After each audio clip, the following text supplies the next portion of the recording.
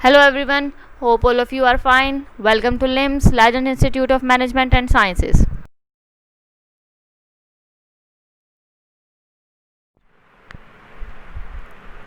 I am Sundas Khan, your lecturer for the course of History of English Literature. This is part 1 of lecture 23. Okay, now in this lecture we will discuss the characteristics, features और you can say the traits of Augustan age. कि Augustan age जो थी उसमें कौन कौन सी चीज़ें जो थी वो ट्रेंड में थी या उस टाइम की जो लिटरेचर था वो किन चीज़ों पर बेस करता था या फोकस करता था, ठीक है ना। तो अगस्टन एज को हम लोग क्लासिकल एज भी कहते हैं और एज ऑफ पॉप भी कहते हैं, ठीक है। यानी कि अगर आपसे क्वेश्चन पूछा जाएगा कि एज ऑफ पॉप क्या है या एज ऑफ क्लासिकल एज क्या है या ऑगस्टन एज क्या है, तो इन तीनों को आंसर जो है वो सेम ही होगा। तो आपने माइंड में रखना है कि अगस्टन एज का दूसरा नाम क्लासिकल एज है और एज ऑफ पॉप है, ठीक है। 18th सेंचुरी के लिटरेचर को हम लोग कहते हैं अगस्टन एज, यानी कि जो 18th सेंचुरी में जो लिटरेचर प्रोड्यूस हुआ इंग्लिश लिटरेचर या 18th सेंचुरी में जितना भी लिटरेरी वर्क हुआ उस तमाम को हम लोग अगस्टन एज के अंडर जो है वो कंसीडर करते हैं। अगस्टन एज को हम लोग क्लासिकल एज और एज ऑफ पॉप कहने के साथ साथ न्यू क्लासिकल एज भी कहते हैं और एज ऑफ रीज़न भी कहते हैं। क्यों? क्योंकि ये हम अभी डिस्कस करेंगे कि न्यू क्लासिकल एज हम इसे क्यों कहते हैं। एज ऑफ रीज़न और न्यू क्लासिकल एज कहने की हमारे पास रीज़न्स हैं, यानी कि हमारे पास वजूहात मौजूद हैं कि हम अगस्टन एज को न्यू क्लासिकल क्यों कहते हैं और हम लोग इसे एज ऑफ रीज़न क्यों कहते हैं। ओके, अब जो टर्म है Augustan as, the term the Augustan as comes from the self conscious imitation of the original Augustan writers Virgil and Horace by many of the writers of the period. अब क्या हुआ ये है कि Augustan as जो है ये आप कह सकते हैं कि ये जो टर्म थी अगस्टन एज ये किस तरह से आई है। राइटर्स थे हमारे जो अगस्टन एज के राइटर्स थे वो क्या थे, वो सेल्फ कॉन्शियस थे, यानी कि वो इमिटेट कर रहे थे राइटर्स ऑफ, आप कह सकते हैं कि जो इनसे पहले क्लासिकल एज जो राइटर्स थे, जो ऑगस्टन राइटर्स थे, उनको ये लोग इमिटेट करते थे, ठीक है ना। अब जब ये लोग क्लासिकल राइटर्स को और ऑगस्टन राइटर्स को इमिटेट करते थे उसी वजह से इनको न्यू क्लासिकल एज या न्यू क्लासिकल राइटर्स या एज ऑफ रीज़न कहा गया है, ठीक है ना। न्यू क्लासिकल इनको किस लिए कहा गया है, क्योंकि वैसे तो ये हम आगे भी डिस्कस करेंगे लेकिन मैं आपको यहाँ पे क्लियर कर दूँ, न्यू क्लासिकल हम लोग इनको इसलिए कहते हैं क्योंकि बेटा ये जो है ना ये क्लासिकल राइटर्स को फॉलो ज़रूर करते थे लेकिन ये इस तरह से उनको फॉलो करते थे कि जो उनकी चीज़ें होती थी ना सेम टू सेम वही चीज़ें ये लोग इमिटेट कर लेते थे। उसके अंदर कोई ये लोग आप नहीं कह सकते क्रिएटिविटी नहीं डालते थे, कोई उसके अंदर ये लोग इमेजिनेशन नहीं डालते थे, बस ये लोग एक होता है ना कॉपी पेस्ट करना, तो ये कोशिश करते थे कि जो कुछ उनका था क्लासिक राइटर्स का हम उसी की कॉपी पेस्ट करें और लोगों को दिखा दें। तो इसलिए इनको हम लोग न्यू क्लासिकल कहते हैं क्योंकि ये उनकी कॉपी करते थे, उनको इमिटेट करते थे जो क्लासिकल राइटर्स थे, स्पेशली वर्जिल एंड होरेस, ठीक है ना। Specifically the Augustan age was the period after the restoration era and to the death of the Alexander Pope, ठीक है। अब अलेक्जेंडर पोप की डेथ हुई है 1744 में, ठीक है। अगस्टन एज को एज ऑफ पॉप क्यों कहा जाता है, इसलिए क्योंकि रेस्टोरेशन एरा के बाद यानी कि रेस्टोरेशन एज के बाद से लेकर अलेक्जेंडर पोप की जब तक डेथ नहीं हो जाती तब तक का जो पीरियड है, टाइम पीरियड है, उसको हम लोग अगस्टन एज भी कहते हैं, न्यू क्लासिकल एज भी कहते हैं, एज ऑफ पोप भी कहते हैं, क्लासिकल एज भी कहते हैं, ठीक है। यानी कि उस टाइम पीरियड से रेस्टोरेशन एज से लेकर जब तक पॉप की डेथ नहीं होती जो कि 1744 में होती है तब तक का जो टाइम ड्यूरेशन है, जो टाइम पीरियड है, उसको हम लोग नाम देते हैं अगस्टन एज का।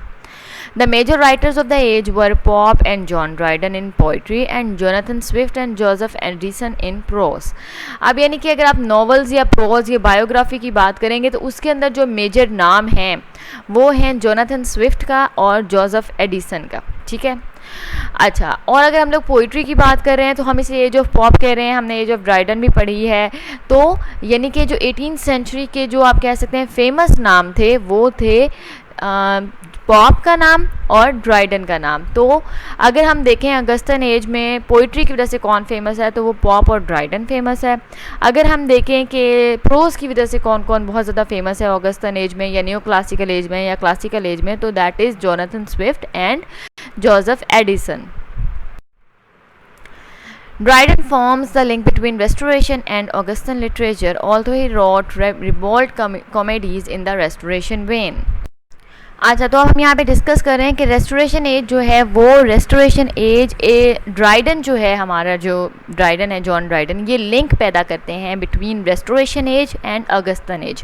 यानी कि रेस्टोरेशन एज और अगस्तन एज के दरमियान एक लिटरेचर के दरमियान एक लिंक पैदा करते हैं ड्राइडन। और वो क्या करते हैं, वो करते किस तरह से हैं, वो करते हैं अपने जो उनकी रिवॉल्ट कॉमेडीज़ थी जो कि उन्होंने लिखी थी रेस्टोरेशन एज में, उसके थ्रू करते हैं। यानी कि अपनी पोइट्री के थ्रू भी, लेकिन जो मेन चीज़ फोकस में है कि किस वजह से लिंक पैदा होता है, तो वो उनकी रिवॉल्ट कॉमेडीज़ हैं, उनकी वजह से होता है। रिवॉल्ट क्या होता है बेटा? रिवॉल्ट का मतलब होता है, आप ये सोचें कि एक ऐसी चीज़ जो कोर्स होती है ना, यानी कि आप कह सकते हैं खुरदरी जिसे हम कहते हैं ना, यानी कि इनडिसेंसी होती है जिसके अंदर, आप कह सकते हैं इमोरल होती है जो, तो वो चीज़ या वो कॉमेडीज़ जो थी जिसकी जो लैंग्वेज थी वो इमोरल थी, सब्जेक्ट मैटर जो था वो कोर्स था, हार्श था, तो इस तरह की जो कॉमेडीज़ थी वो अगर ड्राइडन ने जो लिखी थी तो वो जो हैं वो लिंक पैदा कर रही हैं अगस्तन एज में और रेस्टोरेशन एज में। His satires were highly admired by the generation of poets who followed him, and his writings on literature were very much in a neoclassical spirit. Link किस तरह से पैदा हो रहा है? एक तो उनकी जो कॉमेडीज़ है, सेकेंडली जो उनकी जो एक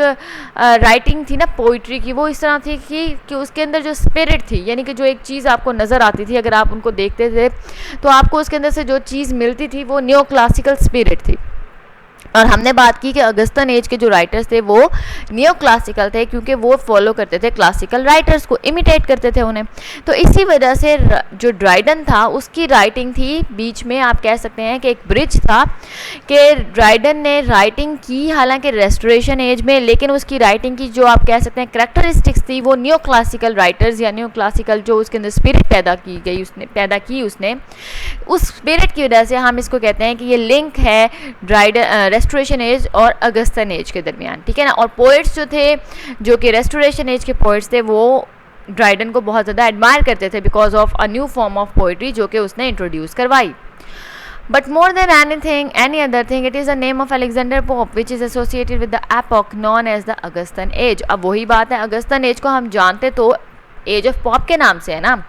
तो ड्राइडन ने बहुत काम किया रेस्टोरेशन एज में जो कि सिमिलर था अगस्तन एज से, लेकिन उसके बावजूद जो आप कह सकते हैं कि जो नाम है जिसकी वजह से आप अगस्तन एज को जानते हो, या अगस्तन एज में जो सबसे ज़्यादा फेमस है, एक पीक पॉइंट था अगस्तन एज का, वो है Alexander pope. Despite the fact that other writers such as Jonathan Swift and Daniel Defoe had more lasting influence. अच्छा, अब हुआ क्या था? जब पॉप ने अपनी राइटिंग लिखनी स्टार्ट की,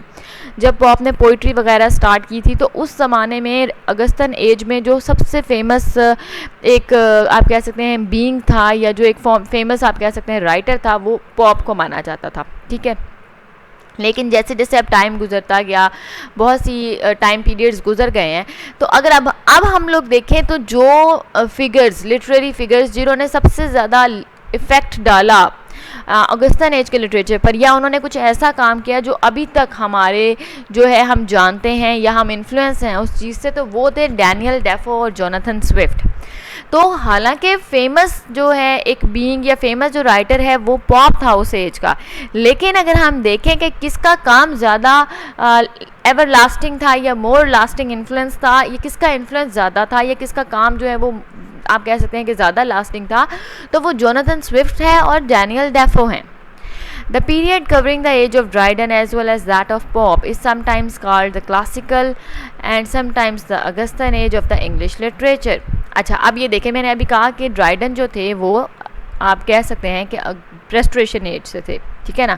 असल में अब ड्राइडन और पॉप जिस एज से बिलोंग करते हैं उसको आप लोग, मतलब ड्राइडन को तो आप कह सकते हैं कि ये थोड़ा सा रेस्टोरेशन एज से भी थोड़ा सा बिलोंग करते हैं, ठीक। लेकिन असल में जो आप कहें ना कि राइटर्स जो जिस एज से बिलोंग करते हैं तो वो कौन कौन से हैं, तो वो हैं,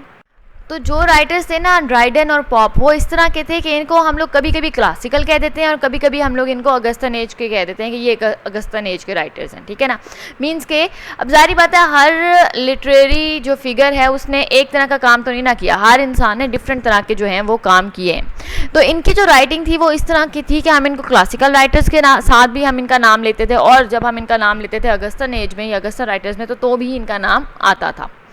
The poets and critics of this age believed that work of the writers of classical antiquity, especially those of Latin writers, presented the best of models and the ultimate standards of literary taste, and they try to imitate these models. अब हुआ क्या, हुआ ये कि जो critics थे ना उस एज के, वो कहते थे कि जो हमारे क्लासिकल राइटर्स हैं, जिनमें लैटिन राइटर्स जो हैं वो ज़्यादा मोस्टली हम लोग कंसीडर करते हैं, तो वो जो थे वो कहते थे कि जो अल्टीमेट स्टैंडर्ड है ना लिटरेरी टेस्ट का, जो एक अल्टीमेट क्लासिकल स्टैंडर्ड हमारे पास लिटरेचर का है, वो हमें दिया है लैटिन राइटर्स ने।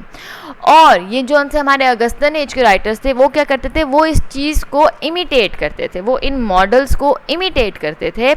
और वो कोशिश करते थे कि जैसा क्लासिकल राइटर्स ने, लैटिन राइटर्स ने काम किया है, बिल्कुल हम लोग उसी तरह से काम करें, उसी स्टैंडर्ड को, उसी रूल्स को, उन रूल्स को हम लोग फॉलो करें और उसी तरह का हम लोग काम करें। But the fact is that they only followed their rules mechanically and imitated the ancient classic writers so far as the form or technique of their work goes, otherwise they lack their genius. अब हुआ क्या, हुआ ये कि देखें, आप जब किसी चीज़ को कॉपी करते हैं ना, अक्सर कहा भी जाता है कि नकल के लिए भी ना अकल की ज़रूरत होती है। तो वही बात है कि अगस्तन राइटर्स जब इन्होंने क्लासिकल राइटर्स को, स्पेशली जॉन से आप कह सकते हैं कि आपके एंशिएंट क्लासिकल राइटर्स थे, उनको इन्होंने इमिटेट तो किया, कॉपी तो किया, लेकिन हुआ क्या, हुआ ये कि सिर्फ उनके जो रूल्स थे ना, जो रूल्स थे कि हम लोगों ने किस तरह से पोइट्री लिखनी है या किस तरह से करना है, इन्होंने मैकेनिकल रूल्स जो उनसे थे उन तमाम को तो फॉलो कर लिया। अब ना इन लोगों के पास सब्जेक्ट मैटर था, ना इन लोगों ने उनके सब्जेक्ट मैटर को देखा कि क्या सब्जेक्ट मैटर है, उसको किस तरह से पोर्ट्रे किया जा रहा है, ना इन्होंने ये देखा कि हम लोगों ने इसके अंदर कोई क्रिएटिविटी या कोई इमेजिनेशन जो है वो इंक्लूड करनी है। इन्होंने वो काम नहीं किया, इन्होंने जस्ट, आप कह सकते हैं ना कि रूल्स को फॉलो किया और उनके रूल्स को फॉलो करके इन्होंने अपनी राइटिंग जो है वो कर ली, जिसकी वजह से इनको फॉल्स या सीडो या नियो क्लासिसिज्म या क्लासिकल राइटर्स भी कहा जाता है। ठीक है ना, या तो फॉल्स, क्योंकि जारी बात है इमिटेट कर रहे हैं, कॉपी कर रहे हैं, तो एक आप जेन्युइन चीज़ को कॉपी कर रहे हो और वो भी गलत तरीके से कॉपी कर रहे हो या सिर्फ आधा कॉपी कर रहे हो, तो वो एक फॉल्स या नियो क्लासिकल या सीडो क्लासिकल जो है वही चीज़ होगी। ठीक है ना। The epithet Augustan was applied to begin with as a term of high praise because those who used it really believed that just as the age of Augustan was the golden age of Latin literature.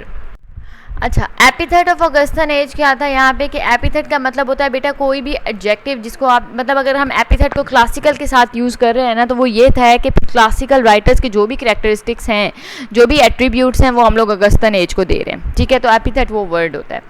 अब वो कह रहे हैं कि अगस्तन as को हम लोगों ने यूज़ किया या हमने इसको प्रेज किया एज एन एपिथेट, यानी कि हम लोग अगस्तन एज को एपिथेट की तरह यूज़ कर रहे हैं, क्लासिकल एज के साथ उसको कंपेयर कर रहे हैं, उसको लैटिन एज के साथ हम लोग लैटिन लिटरेचर के साथ कंपेयर कर रहे हैं। तो हम शो क्या करना चाह रहे हैं, हम ये शो करना चाह रहे हैं कि जिस तरह से लैटिन लिटरेचर एक गोल्डन पीरियड, एक गोल्डन एज था लिटरेचर की, तो सेम टू सेम वैसे ही अगस्तन एज भी एक गोल्डन एज या गोल्डन लिटरेचर की जो एक पीरियड, टाइम पीरियड था, वो कंसीडर की जाएगी। The age of Pope was a golden age of English literature. ठीक है, जिस तरह वही बात है कि एज ऑफ पॉप के साथ अगस्तन एज के साथ आता भी है कि गोल्डन एज है इंग्लिश लिटरेचर की, बट ये जो व्यू है कि अगस्तन एज या एज ऑफ पॉप जो है ये गोल्डन एज है लिटरेचर की, ये तमाम लोग जो हैं इस चीज़ को नहीं मानते। ये व्यू जो है तमाम लोग इससे एग्री नहीं करते,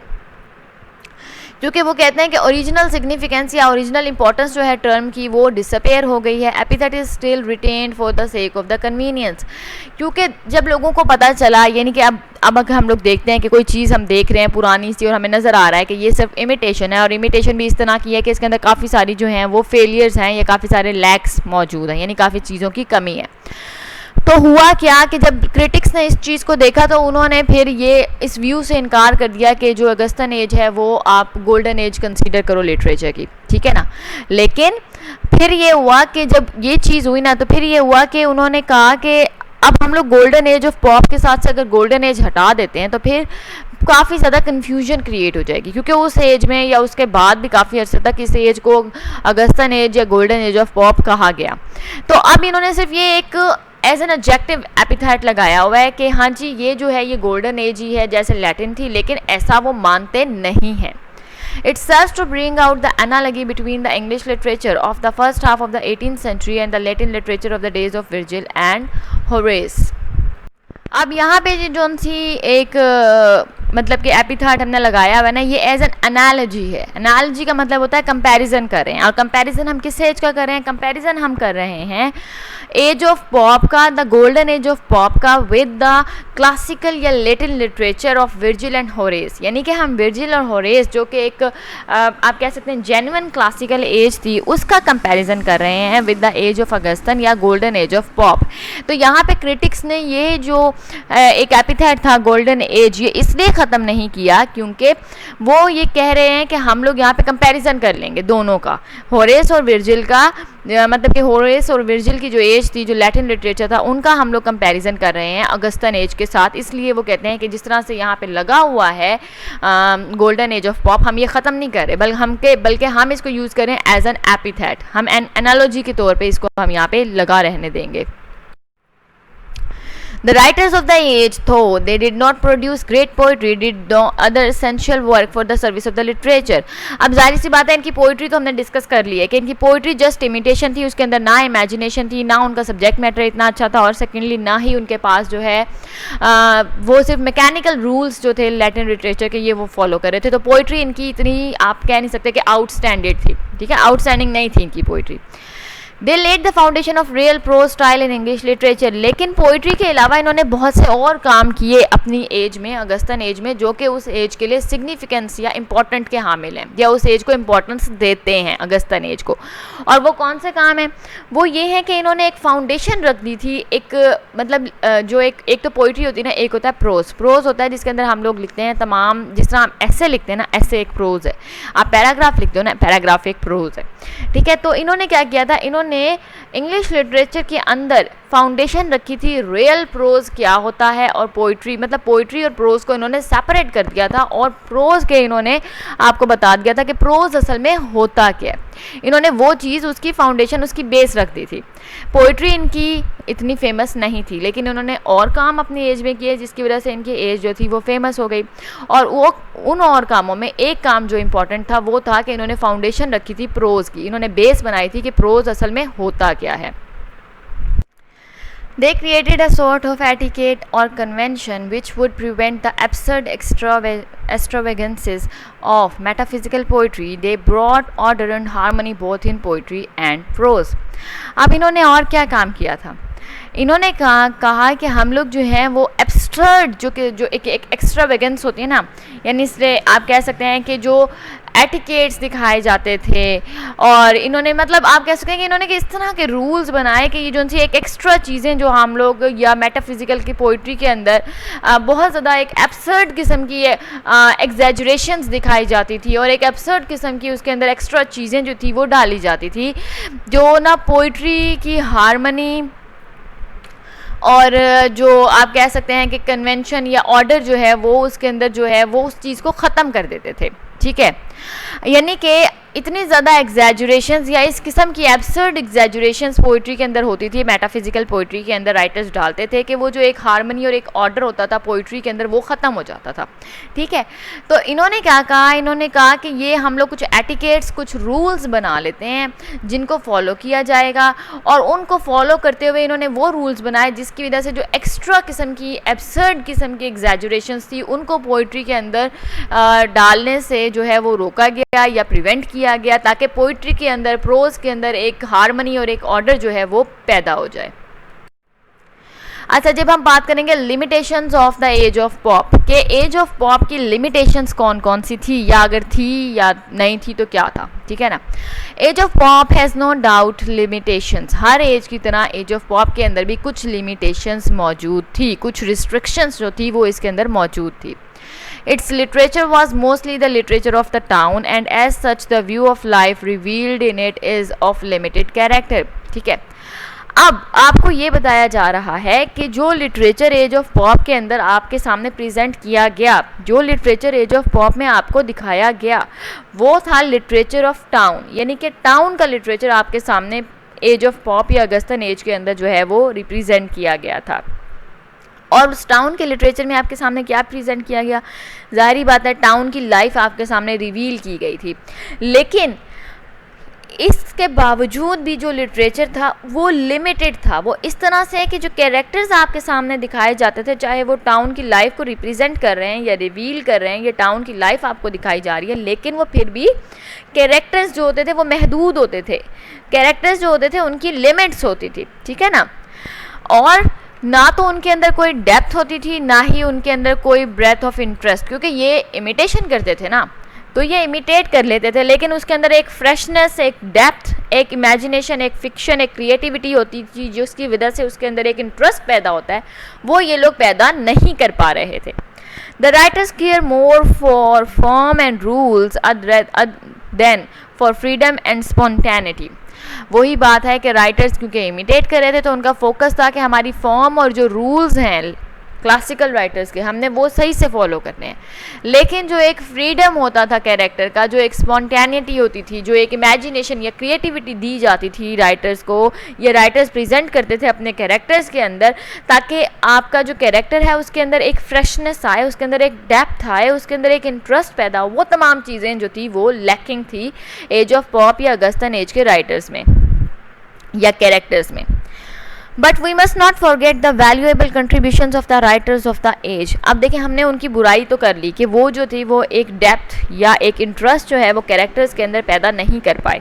उनके जो राइटर्स थे उनका फोकस होता था कि हमने फॉर्म और रूल, अपनी जो रूल्स हैं वो फॉलो करने हैं। लेकिन अब हर चीज़ जो होती है ना हर एज की, वो बुरी नहीं होती। हर एज के अंदर कुछ कुछ अच्छाइयाँ, यानी कि कुछ क्रिएटिविटी भी होती थी, कुछ अच्छाइयाँ भी होती थी, और कुछ उसकी आप कह सकते हैं कि थोड़े से फॉल्ट्स या लैकिंग भी होती थी। अब हम डिस्कस करेंगे वो कंट्रीब्यूशंस, वैल्यूएबल कंट्रीब्यूशंस जो कि इस एज के राइटर्स ने की।